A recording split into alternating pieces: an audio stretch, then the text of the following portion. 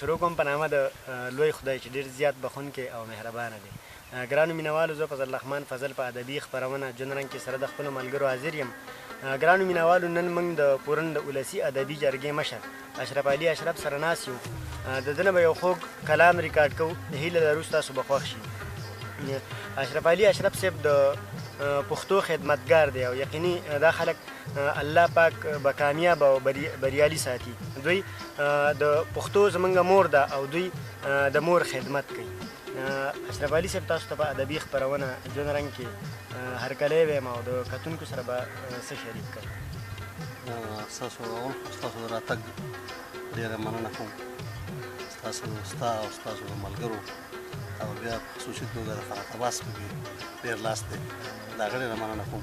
یقیني چې دا موږ هم ډېر زیات مشکور یو او زه ډېر زیات خوشحاله ځکه یم چې تاسو لکه دا نوی کول چې دی دوی ته دا احساس شته چې دا ژبه دین په موږ حق دی او دا حق ادا کول چې دا زموږ فرض دی.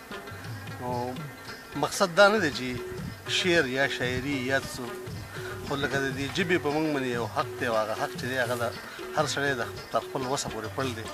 زموږ خو ځان له رښتیا چې درته ویو نو لکه ډېر زیات دي ینګ هلکانو ته دا نوی کول چې کوم دی زموږ دا نوی نسل چې دی په دې کې ډېر ښه لیکوالان دي. لکه اوس زموږ الحمدلله دلته کې فضل سبحان افغاني صاحب ته وګوره، بیا دا فرحت عباس دی او داسې نور زموږ ګڼ شمېر ډېر ملګري داسې دي چې هغه ډېر ښه لیک کولی شي او ډېر ښه نظر دی او ډېر ښه خیال لري. شکر الحمدلله. زه ستا هم فضله ستا ډېر زیات لکه ستاینه در کوم او زما خو ته ویلي چې په موږ هر قسمه خبره ستا د فن دپاره څه خبره چې د ژبې دپاره نو انشاءالله موږ به ترې مخ نه اړو. زه به خپل یو هسې زمات ګډ غزل دی دا به سره شریک کړم. دا غزل چې کوم دی دې کې مخکې ممتاز صاحب یو دغه ویلی او ما ته ګورې پته نشته، خو ما ته فرحت عباس بیا هغه لګولی و چې دا داسې هغه بلکل هغه طرز کې دی. زه یم چې ای ژونده خړ ماښامه زه ارمان ارمان ارمان، ای ژونده خړ ماښامه زه ارمان ارمان ارمان او بې ځایه احترامه زه ارمان ارمان ارمان.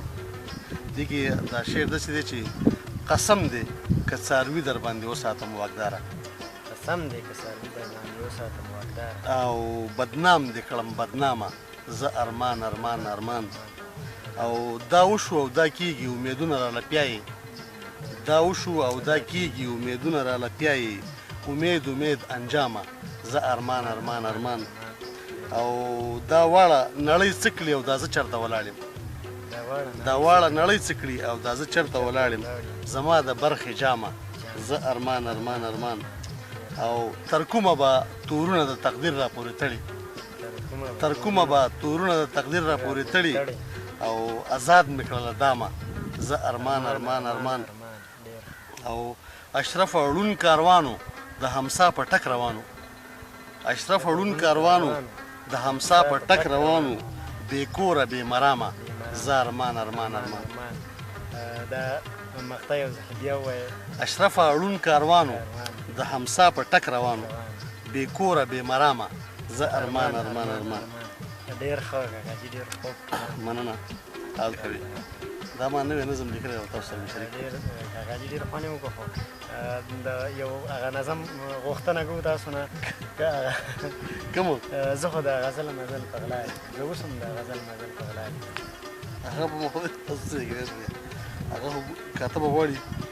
هغه ما وایي چې زه اوس هم د غزل مزل په غلا لیکم، د خپلو نه چې پټ شم نو بیا لیکم. زه اوس هم د غزل مزل په غلا لیکم، یارانو نه پټېږم او خپلوانو نه پټېږم، همزورو نه شرمېږم، د وروڼو نه ویرېږم.